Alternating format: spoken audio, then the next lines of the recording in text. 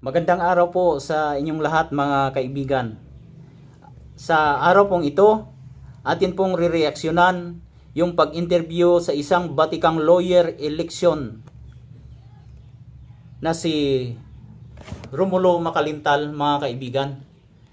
Na kung doon malalaman kung ang impeachment ay isasampa na, doon malalaman kung ilan ang tunay na kakampi ni BP Sara sa Senado.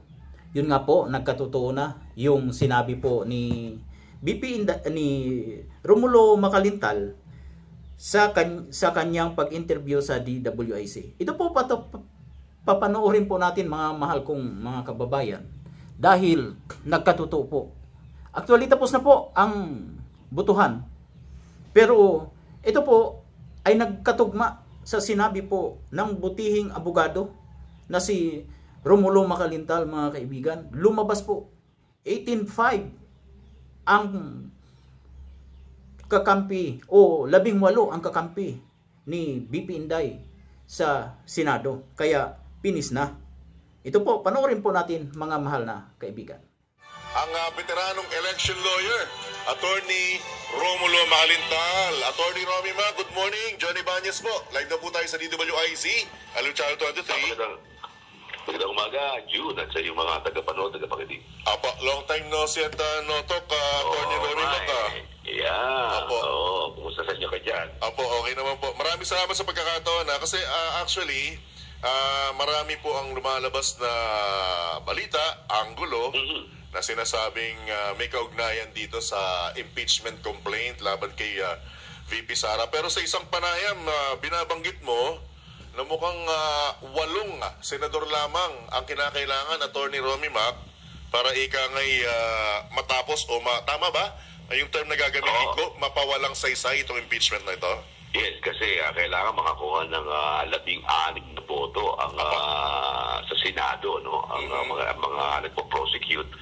At saka kay Sara naman, kung makakuha naman siya ng 8, ay maaaring mabaliwala yung impeachment na laban sa kanya. Sapagkat alam mo dyan, yan ay numbers game yan, politika yan, ano? Sila mismo magkakaroon ng pagkakataon na gumawa ng sarili nilang evaluation.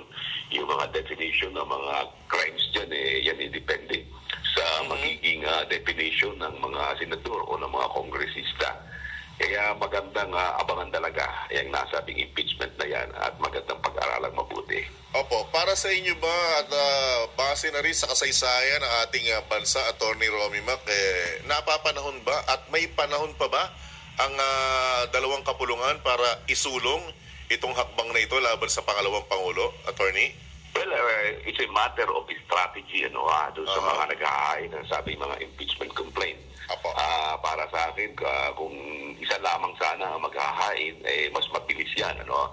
At lalong magiging mas mabilis kung ang mga kongresista mismo ang maghahain ng isang verified complaint. Ang ibig kong sabihin, yung 1/3 ng ating mga kongresista, kung sila ay maghahain ng isang complaint na pirmado ng at least 1/3 of all the members, yan ay wala nang iba pang deliberasyon, dire-diretso na agad yan sa Senado at magkakaroon na agad ng trial. Kaya yun ang tinitingnan ko dyan, na kung sakaling talagang gustong bilisan yan, ay magkakain na lamang yung 1/3 of the members of the House of Representatives ng nasabing articles of impeachment para magsimula na agad ang trial sa Senado. Pero mukhang magiging kontra ito, Attorney Mac, sa pahayag nila kung sila mismo po ang maghahain ng impeachment complaint. Tama po ba? Dahil may rin nilang itinatanggi na nasa agenda ng Kamara ang paghahain ng impeachment laban sa pangalawang Pangulo. Kaya nga, marami naman sa kanila ang halos nagsasabi na maraming paglabag sa batas ang Vice President. Kaya kung talagang iyan ay itutuloy nila, yun ang pinakamabilis na paraan. At magkakaroon talaga sila ng panahon. At saka isa pa, iyan ay kahit na sino maghahain yan, kung talagang gustong bilisan ng House of Representatives, kaya din naman nilang gawin yan. Kasi hanggang mga March pa naman ang magkakaroon ng sesyon ng ating Kongreso. Although may mga pagkakataon magkakaroon pa sila ng mga adjournment. Opo, pero yung, alam naman natin, Attorney Romy Mac, na after nitong Christmas break nila, magiging abala na sila next year sa nalalapit na midterm elections. Oo. Kaya yun pa rin ang mga balakid dyan, Pero siyempre, tingnan lang natin kung ano pa magiging mga kaganapan. Pero maganda yung mga dynamics natin nakikita dyan. Makikita natin kung talagang may magagawa yung mga nagreklamo laban sa Vice President. Alright. Sa inyong pananaw naman, bagamat marami rin po ang nagsasabi na hugas kamay or kumbagay playing safe lang ang Pangulong Marcos dito sa impeachment complaint na to, ano ang basa ninyo sa naging hakbang ng Pangulo na ikangay siya mismo ang humikayat or nag-atas kung pwede, wag nang ituloy ng Kamara itong mga hakbang na ito dahil mas maraming problemang dapat pagtuunan ng pansin. Attorney Romy Mac. Well, siyempre yun ang sasabihin ng ating Pangulo. Para sa akin, yun sarili niyang political strategy para lumabas na independent itong ating House of Representatives para wag masabi na ang Pangulo ay nakikialam dyan. At maganda naman ang ginagawa ng Pangulo dahil sa ginagawa niya, nagko-concentrate siya doon sa pagtulong sa mga kababayan natin na salanta ng mga ibang mga calamities natin. Kaya habang nagkakagulo sila, nagkakaroon ng mga alingas-ngas tungkol sa bagay na may kinalaman si Sara, siya naman ay patuloy naman ang kanyang pagganap sa kanyang tungkulin bilang Pangulo ng ating bansa at patuloy ang pagtulong sa ating mga kababayan. Sa ngayon po, tama po ba, Attorney Romy Mac, na 23 lang ang senador? Oo, 23 lamang. Okay. Kaya kung titingnan mo yan, nasa 15 to number 16 ang din ang kinakailangan kasi yung 2/3 niyan ay nasa 16, Opo. Kaya kailangan talaga ang 16 members para magkaroon ng conviction. Opo, para may tuloy. Para may tuloy yan. Bilangin ko lang, Opo. Go ahead, Attorney Romy. Opo. Ang sa akin lang, Opo.